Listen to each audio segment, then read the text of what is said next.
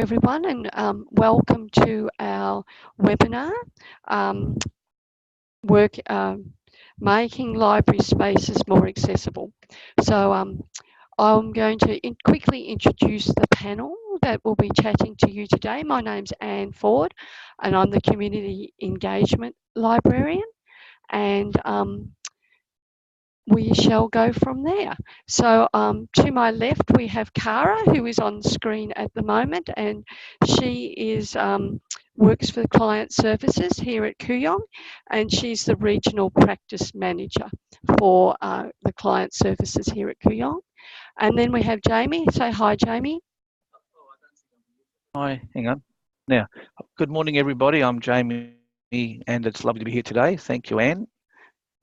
And Jamie is our online training officer, and what he doesn't know about devices, it's probably not worth knowing. And, thank you, Anne.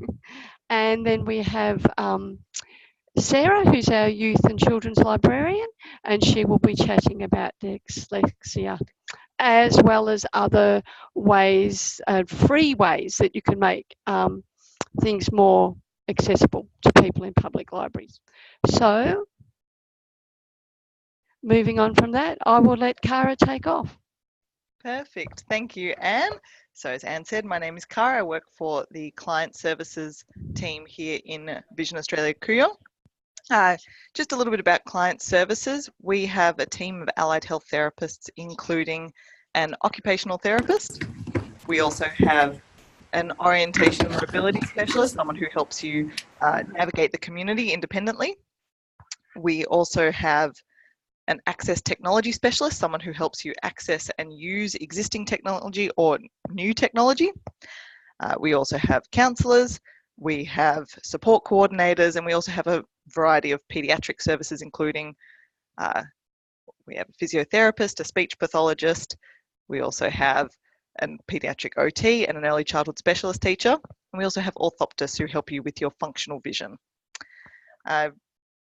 What I want to talk to you a little bit today is the difference or some common eye conditions, as well as talking a little bit about blindness and low vision in a more general term. So a lot of people don't know is that blindness is the less common form of low vision. So out of the people in Australia who have blindness or low vision, only about 10% of that population are totally blind and 90% of them are low vision.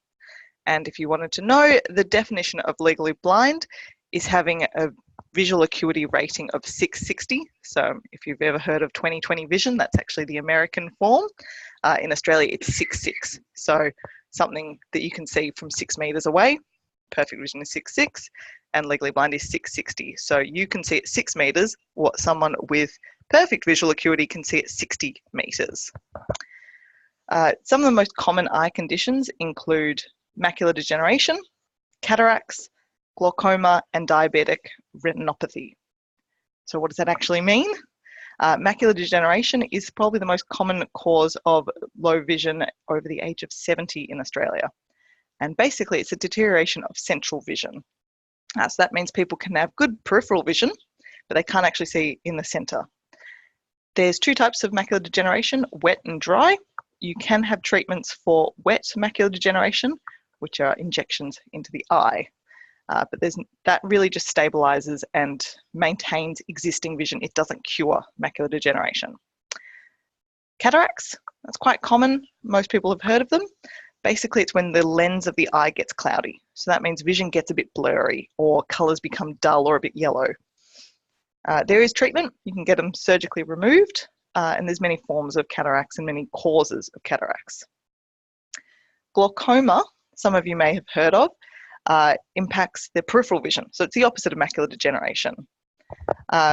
What happens is it's basically caused by increased pressure in the eye. So this is where you go to the optometrist and get that puff of air into your eye. That's checking for glaucoma. It's also known as the silent cause of low vision because people often don't notice that they've started to develop it because you don't really notice your peripheral vision until it's quite narrow. Then there's diabetic retinopathy.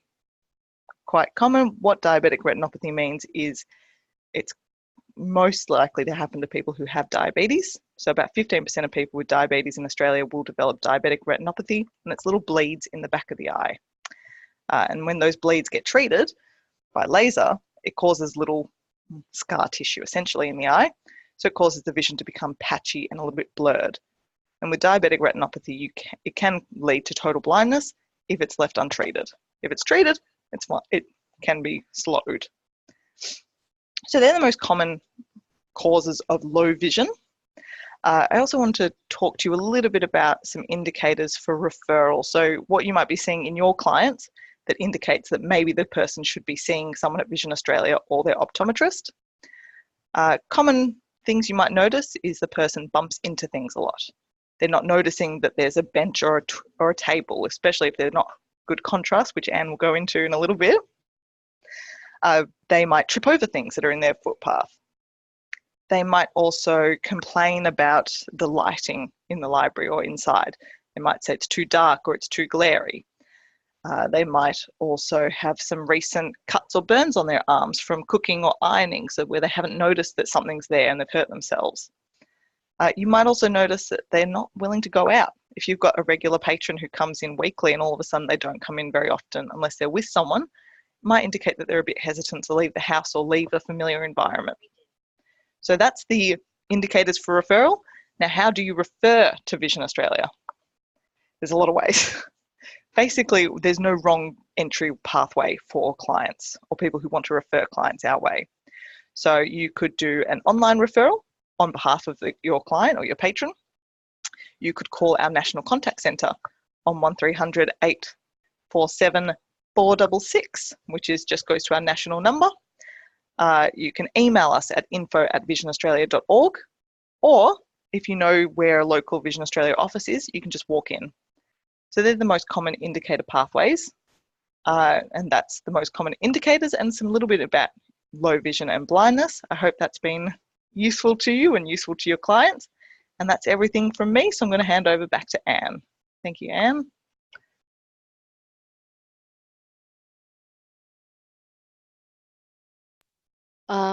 I was just going to show my slideshow, and I'm going to attempt to share it in a minute. So let's just see if that works. Am I muted or am I working all right? I just want to check. I can hear me? Yep. Sorry, could you? Thank you. I'm just getting some hands here because I haven't got my Zoom text on my screen today.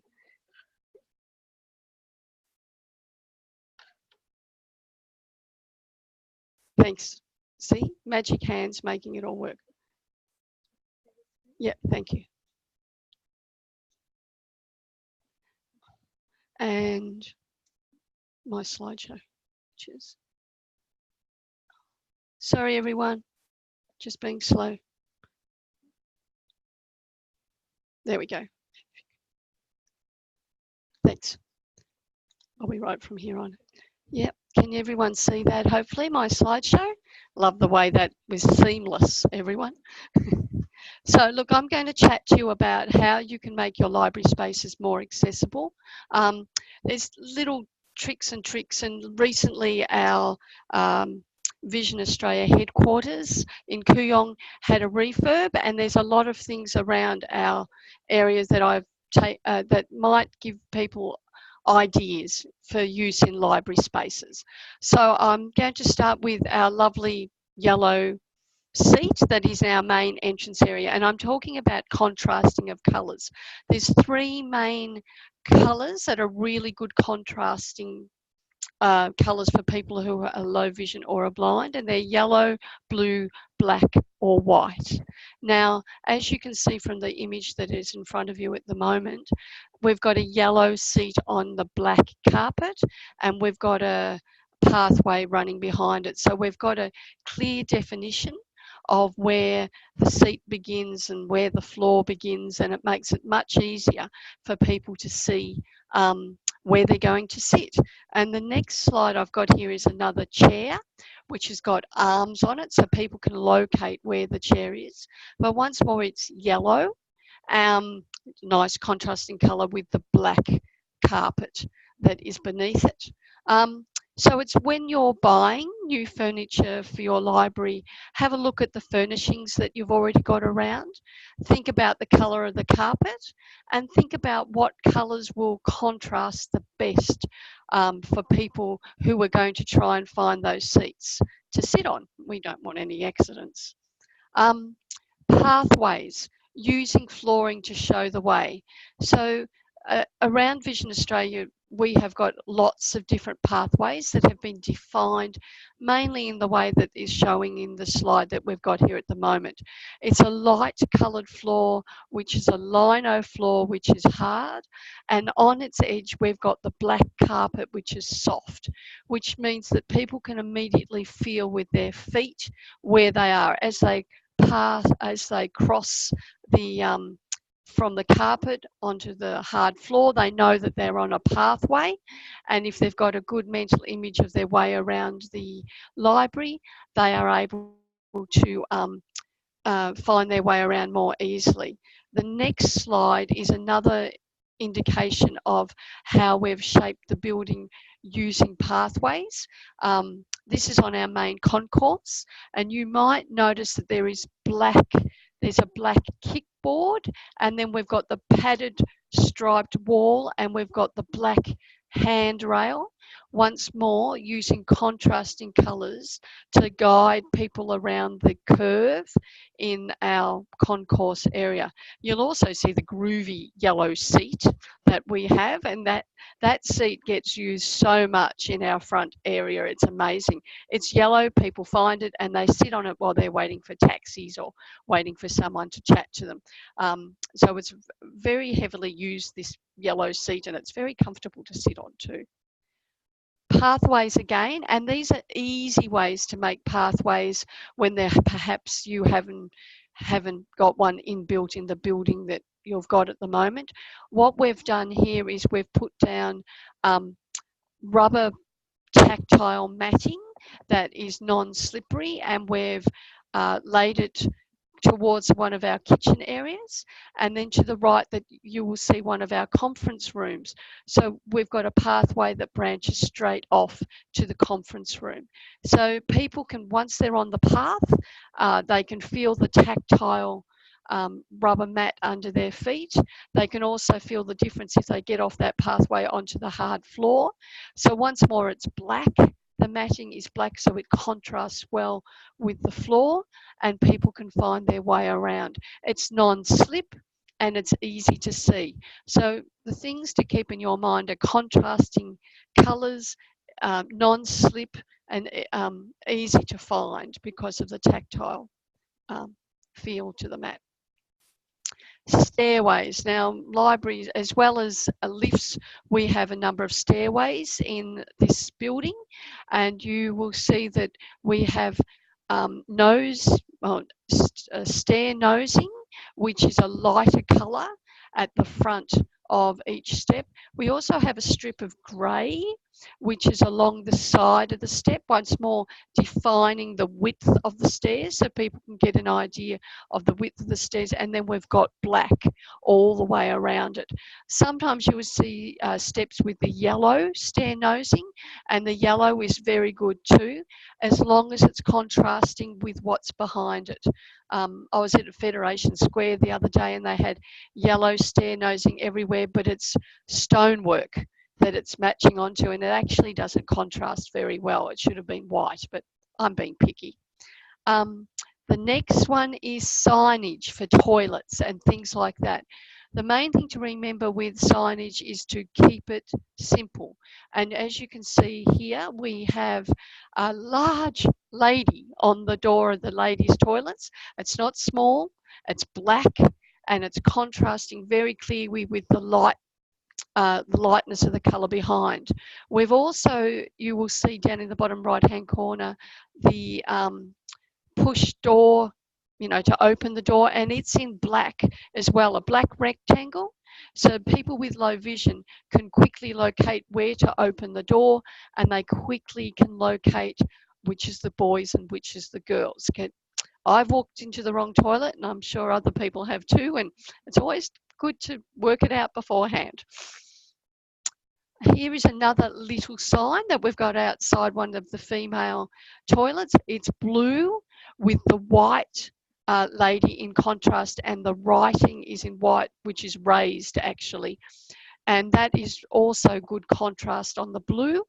And then we've got the yellow edging to draw your eye to where the sign is. We've also got Braille on this sign, which you may or may not be able to see. All of our signs around Vision Australia have got Braille on them too, which is something that we all should consider when designing a building. Another one of our simple blue and white signs, not too many colours, bold blue, clear white, clear, and the lettering is actually slightly raised, and it says receptions, toilets and plaza area with Braille underneath. Once more, keeping in mind the sign is informative but clear with really good contrast on the lettering. And another sign, this is in our shop. We have quite a big shop of different devices here at Vision Australia at Kooyong, or in any of our offices. And this is our stand for all of our magnifiers. And you can see how this signage has been done. We have the magnifiers at the bottom on the bench, which has got a defined edge to it, clear navy blue writing with the yellow on the back. And people can see quite clearly, well, most of the time, what that says. So keeping in mind the size and the clarity of signs. No squirrely writing, just bold, clear print. And finally, I'm just going to have a chat a little bit about keyboards. As you all are probably aware, there are large print keyboards available to buy, and you can buy them through our Vision Australia shop.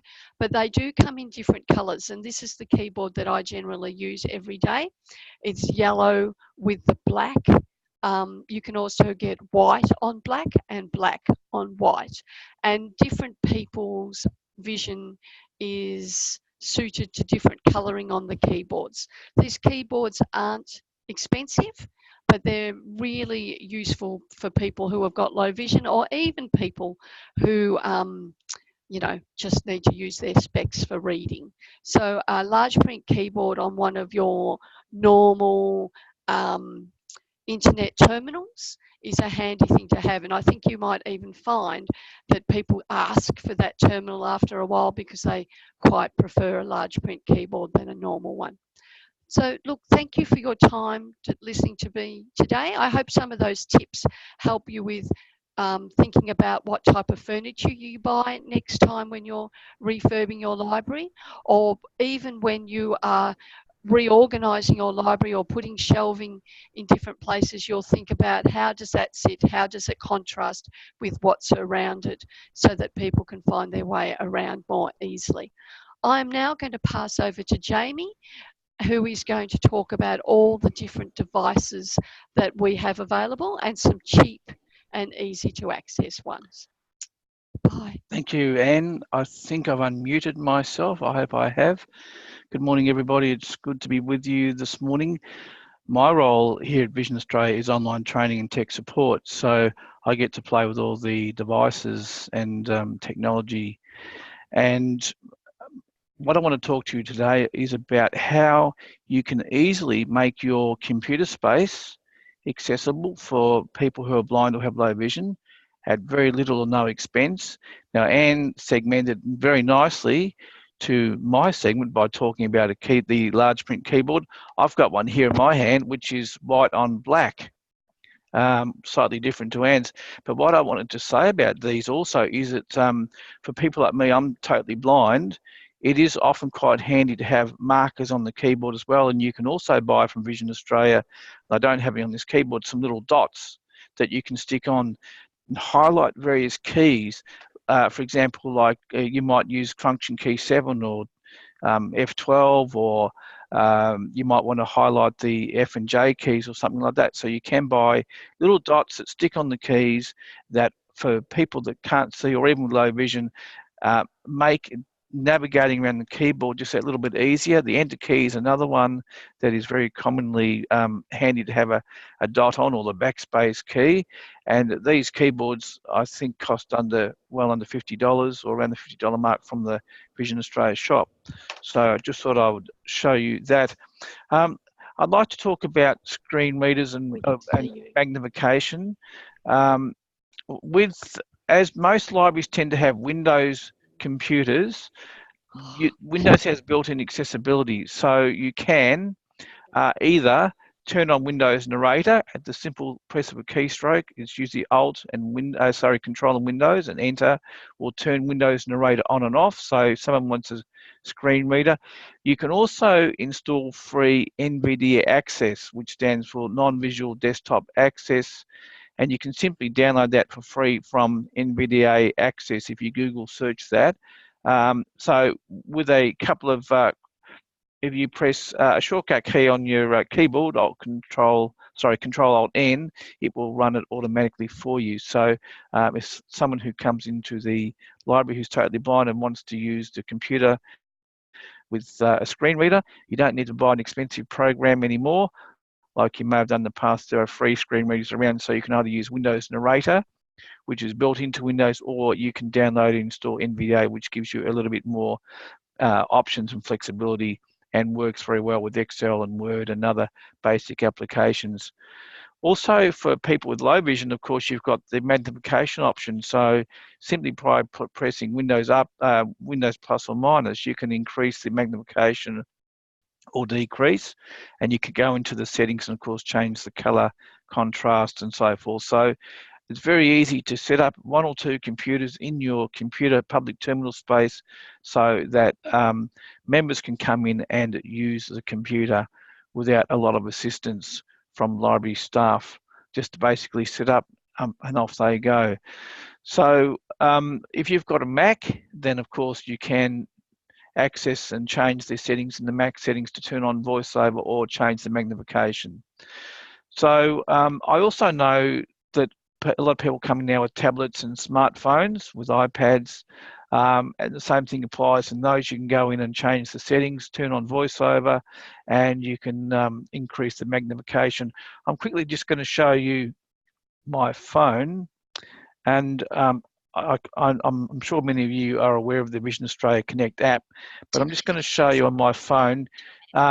So library members can install this for free, log in and access our books.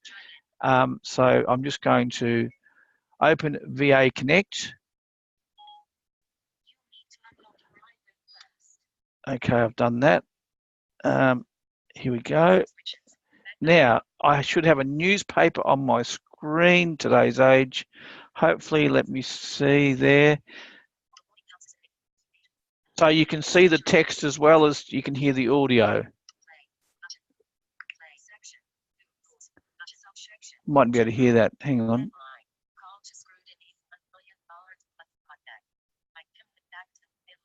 So I just wanted to quickly show you that because it's another easy way that members can access the Vision Australia Library, but using our free app called VA Connect.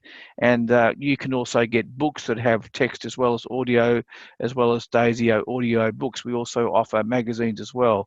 So newspapers are something that people love to read, and people, that's one thing that when you know, the people are losing sight as they get older, particularly. They particularly love to use their magnifiers, and they keep going and going, struggling to read the newspaper. So they get to a point where they can no longer use their magnification. Their sight's deteriorated too much, and then they can go on to something like VA Connect and read newspapers. I'd like to talk quickly about accessible low-cost devices, Daisy talking book players. Proud late last year to launch a new device, which I'm holding in my hand, very cheap device, accessible device called the Envoy Connect. It's a very simple Daisy MP3 player, as you can see. Let me see, am I holding it in the right way? Up a bit. You can see the buttons. The buttons are tactile. So on the, you've got 6 buttons. You've got the up-down volume that's got a plus and a minus to go up and down. A book button, which is your bookshelf button. A little sleep button on the top right hand corner. Down the bottom you've got play stop, which is a big circle button, very easy to fill, which is your on off button as well. And to the left you've got your rewind with an arrow pointing to the left, and to the right you've got fast forward. To turn it on, hold down and press the play button for 3 seconds. That's on. I don't know whether we heard that chime. A bit hard. Just turning up the volume, and hear the beeping sound gets loud as you go up in volume. Tap the play button. Opening announcement about this Daisy title. Okay, so This Daisy recording has been and then I go to the start of the book by pressing the next button. Side A. This has a rechargeable battery of about 10 hours. It also has a solar panel on the back, so you can stick it on the windowsill and, you can stick that on a window. I don't know where the camera is. You can stick it on the windowsill and if it's a sunny day, the battery will also trickle charge. Down the bottom, it's got headphones. There you go. I'm getting right. Okay. Here we go. So you've got headphones, USB, and then micro SD if you want expandable memory. These have 8 gig of internal memory. So they hold about 30 books. Our members can either load their own books with software that comes with the player called iAccess Kiosk, or they can send them into the library and we'll load 20 books for them. So it is a new way to access books. Instead of CDs, we no longer send out the CDs. And this just provides an option for those people that don't want to use a smartphone or tablet. They want a cheap device that's very accessible, costs $75 through our shop. And quite often they use it in conjunction with this machine here, which is our Daisy player. Hang on, I've got to turn it around that way, don't I? Okay, so, and this player is power only, but it accesses the library through the internet. And I'm just going through the bookshelf now. So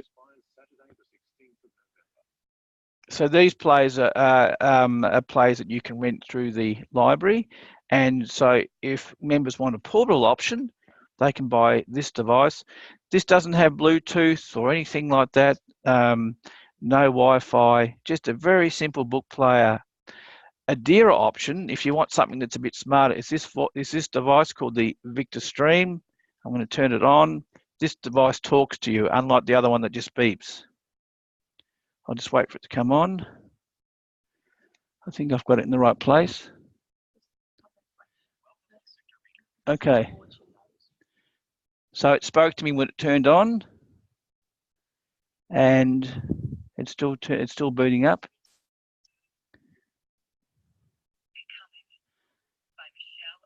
Okay, Becoming by Michelle Obama. So we hear the title of the book. This device, when you press a button, it talks to you. Online bookshelves. Vision Australia. Podcast. So it's a little bit smarter. It's got Wi-Fi, Bluetooth, internet, radio, podcast. And this device costs around about $500. So for someone that wants something a little bit smarter, there's that option. But for a lot of people, they just want a simple little device that they can either download books to themselves or send it back to the library and we'll load it for them. They can also take it to a Vision Australia office. And also I know some libraries that are also downloading for our members as well. Even some libraries have started purchasing the Envoy themselves to use for their home library service. So I'm pretty sure I've gone over time. So I now will pass on to Sarah, who's going to talk further about children library services and dyslexia.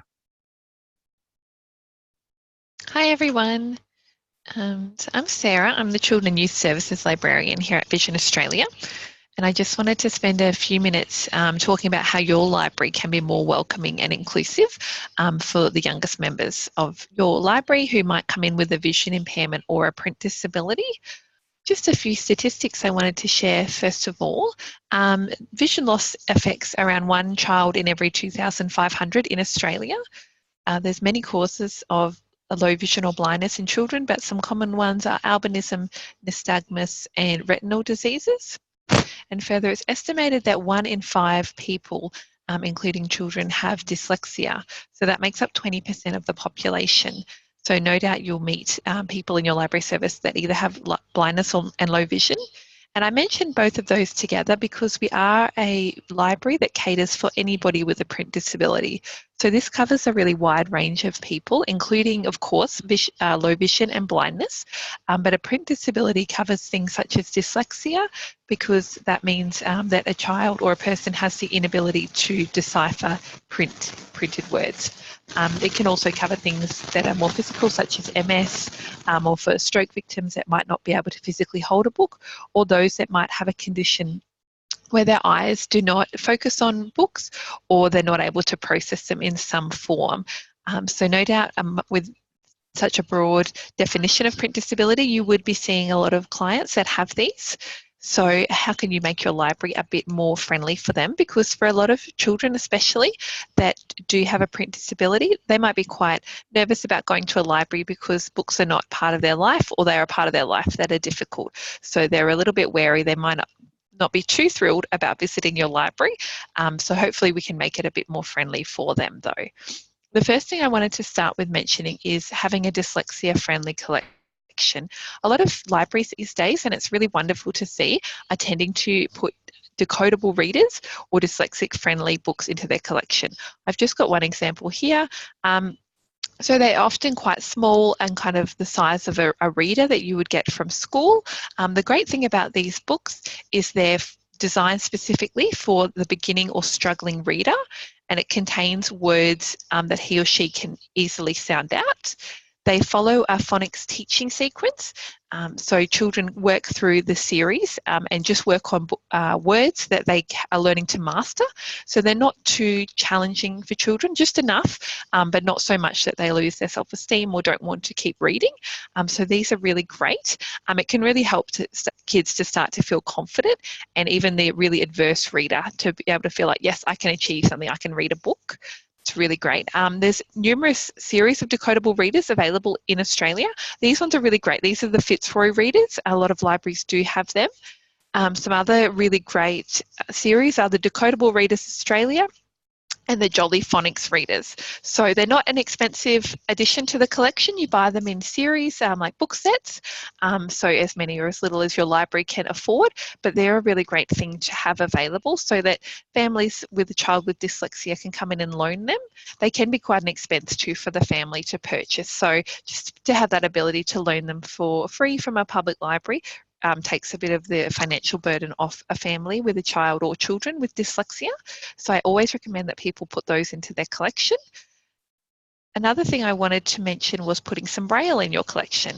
So some libraries already do have Braille, which is really great, and it's such a good support for accessibility to have some in your children's collection. Doesn't have to take up a lot of room, and it doesn't need to have its own special place in the collection necessarily. We actually encourage that you just interfile it with your already existing children's books, and that way not only are children that have low vision or blindness that are going to be Braille readers, they can find it, but also other children who may be fully sighted can find it in there looking through the collection, and then get to enjoy feeling the Braille and learning a little bit and getting some awareness about Braille. And it's so special for a child who is low vision or blind to be able to come into your library branch and actually find something that they can read. You can purchase books that are full text as well as pictures, and then also have the Braille. DK has a really great series of Braille books that are great for purchasing, and I looked the other day, they're not very expensive, about $30 on Booktopia, and they have books about animals and transport and things like that with the full Braille. So they're really good. I'll just show you one of ours here. So what we actually do in our library collection, and there's not a lot to see, which is kind of good. This is just a book that we've purchased from a bookshop. As you can see, it's got the full picture illustrations and it's got the words, and then we've overlaid it with Braille. So the Braille is clear. I'll try and zoom in a little bit and you maybe can see it a little bit. We've got these Braille stickers that stick over the pages, and the great thing about that is that it's not interfering with the words, and it's not interfering with the pictures. So this is a dual purpose then, a family that might have a blind child, but sighted parents can then enjoy it together, and vice versa. We do send a lot of these out to families where mum or dad or maybe a grandparent is blind and a Braille reader, and then they can enjoy that with their grandchildren or children. So they're really great. We do actually offer the service through Vision Australia to have your books brailled, but otherwise definitely check out the DK Braille books. They're really great and not an expensive option for your library, and pop a few into your collection. I often get asked to recommend books about blindness or low vision for people to read. So I just grabbed a few that are really good, and I often take them on school visits or library visits.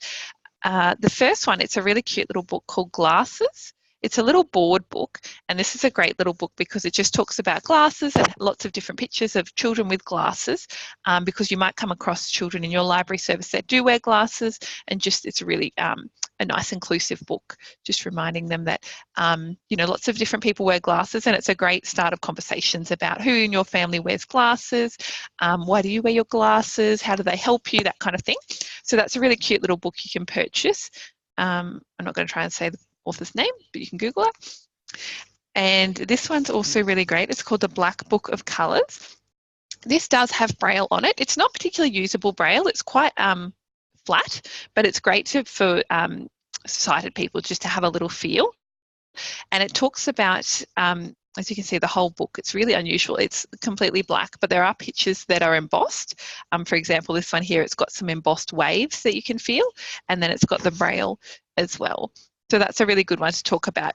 You know, if we don't have this sense of sight, what other senses can we use? And we can use our smell, and we can use our hearing and things like that. That's a really fun book to do in a story time or with a group of kids.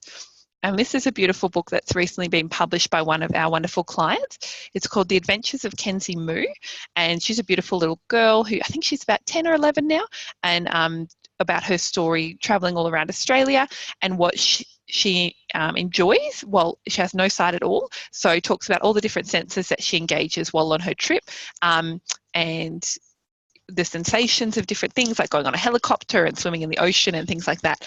So that's a really beautiful book as well. So those are just some of the ones I recommend, but there are others as well. So if you ever need recommendations, please feel free to get in touch.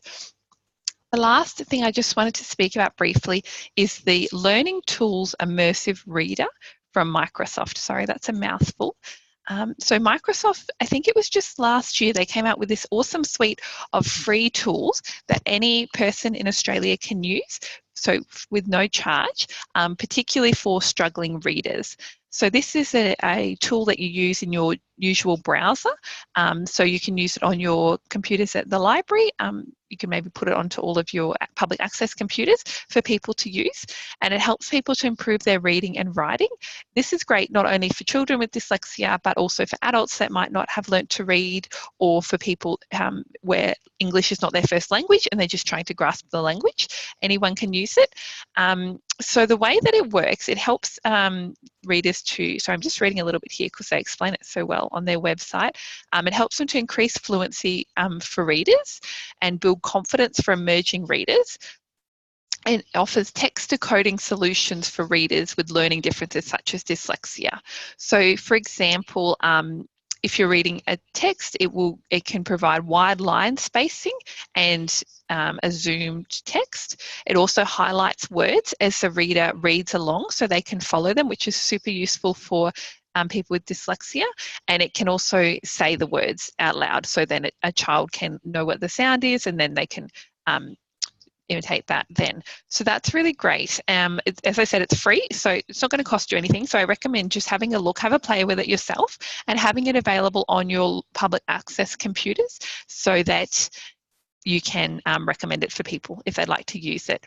And in regards to our audiobook library service, I know that Anne's spoken about this a little bit. We do have a huge audiobook collection, including thousands of children and young adult titles.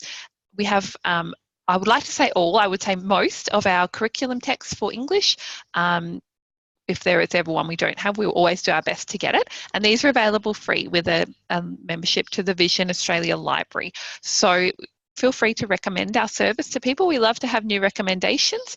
We have so many new children joining up every week, and that really supports their families. We do have some collateral, including some bookmarks that you're welcome to use to put around your library. So if you'd be interested in us sending you out some information for you to share then with your clients, please feel free to get in contact, and I'm happy to send them out, and also some flyers, and we have some brochures and other things. So I think that pretty much brings it to the end. So I'll just share our contact details. But as Anne will, I'm sure, talk about in a sec, we will be making this whole webinar available online for you to watch, and we'll also send a follow-up email with our contact details. So feel free to get in touch with any questions or if you need any further support. Our email here is library@visionaustralia.org. So feel free to shoot any of us an email through that. And our phone number is 1300 654 656. I'll just give that one again, 1300 654 656. Thanks so much for listening. I will pop you over back to Anne for a moment so she can finish everything up. Lovely to chat with everyone this morning, and any questions or would like any further assistance, please get in contact. Okay, thank you very much, Sarah. Is my mic picking up? Okay, anyway, I shall chat on. Thank you very much, Sarah, for that. It was really interesting. Thank you, Jamie. That was really great. And Cara for giving us all the overview picture of what things take, what different elements go into making your public library space more accessible. As Sarah said, this session will be recorded, so we will be sending out the link to that recording. So please feel free to share this at staff meetings, wherever you know, with clients or with other people that you think may be interested. The more people that know we've got available, the better. I just would like to say thank you for tuning in on a busy Wednesday morning for many of you, and goodbye. Goodbye all.